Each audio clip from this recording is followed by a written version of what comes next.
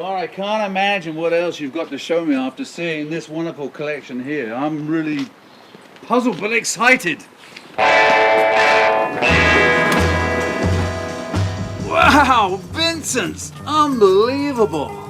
Yep, Black Shadow Series C. And a Black Shadow. Wow. Boy, oh boy. Glorious Excelsius Deo. So what do we have here, Bar? This is Series D, Black Prince, which is the Black Shadow in its final incantation. And it's got all the body work on it, and you may remember this from the movie 1984 where the Thought Police rode these. Oh yeah, right, exactly. So that's your Prince that is into a restoration with right now. And what do we have over here with this one, Bar? It's in 1953. They didn't really go by years. It's a Series C. Series C, one of the later series, right? Yeah, and back in their day, that's a 5-inch speedometer on there, and it just was right in your face. 150 miles an hour, it said. And this bike was guaranteed to do 125 from the factory. Yeah, I remember when this bike first came out, that it was the only motorcycle known of that would do 125 mile an hour, right out of the box, right out of the factory. And as a young guy, I was riding down the road on my Triumph Clubman Speed Twin, and I do remember an elderly gentleman flying by me well over 100 miles an hour in his deer stalker and his greatcoat and his aviator goggles, and all I heard was a big bang, bang, bang, and he was gone. And so the reputation of Vincent has been building all these years, and it still is a bike that creates awe in the motorcyclists when they see it. And this particular machine here looks like nothing's ever been done to it. Is that right, Bar? Or? This is an all-original Survivor.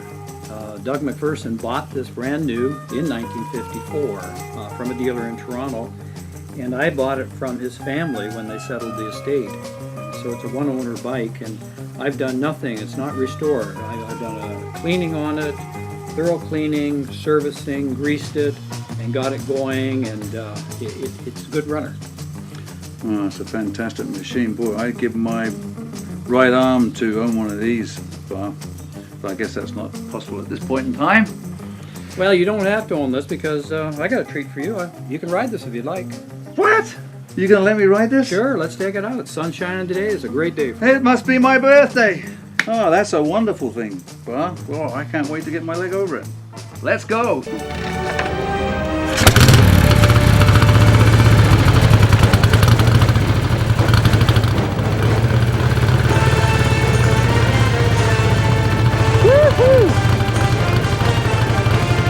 Pretty quiet too. It's a big twin of the day.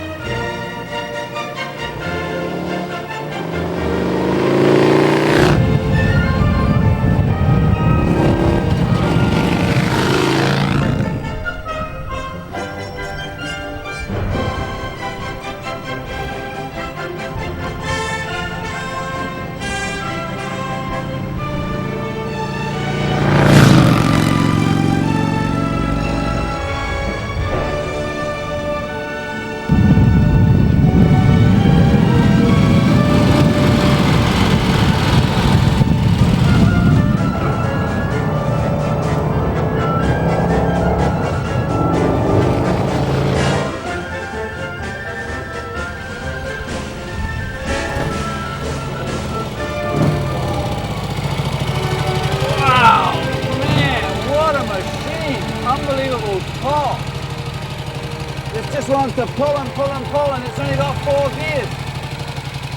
I can't believe that the speed this does in first gear. It'll do like 50 miles an hour. 70 in seconds. Well, if it does 125 miles an hour, you've got to believe it. And I see it right on the clock. What a great machine. I could ride this all day long. Not a problem.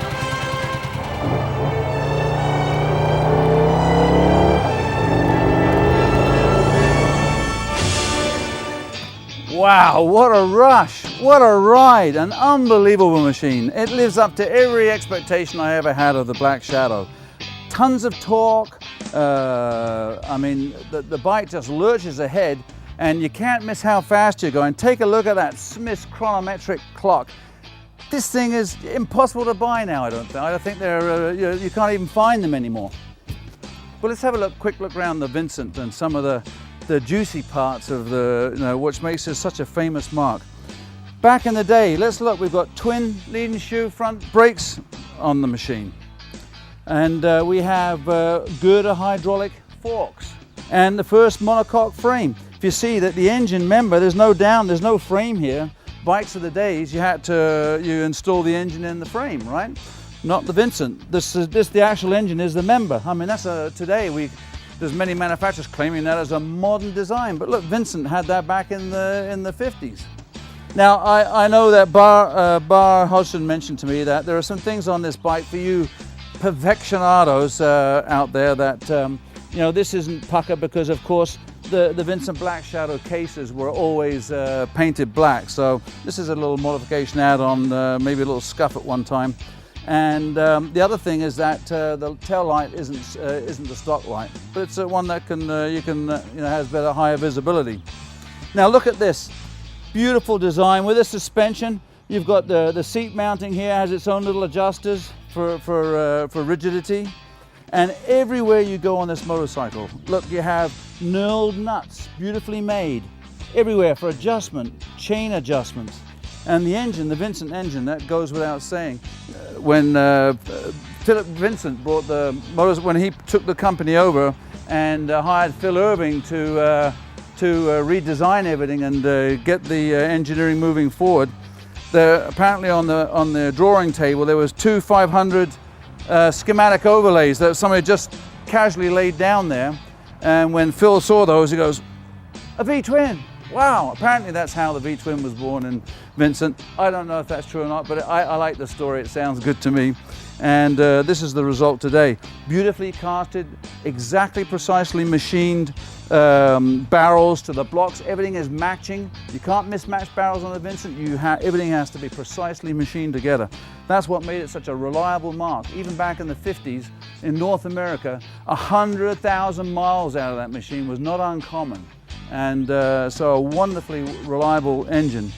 And of course, the whole machine is just built like a Swiss clock. I guess that was probably the demise of the Vincent, that it was very expensive to make even back in those days. As I mentioned, it was actually more than the cost of an average small car back then. So you had to be pretty well off to own a Vincent Black Shadow and have the prestige of riding that down the road. But what a great machine. And I'd like to thank Bar Hodgson for allowing me to throw a leg over this Black Beauty and putting it through its paces down the road. Wow, we look forward to our next project.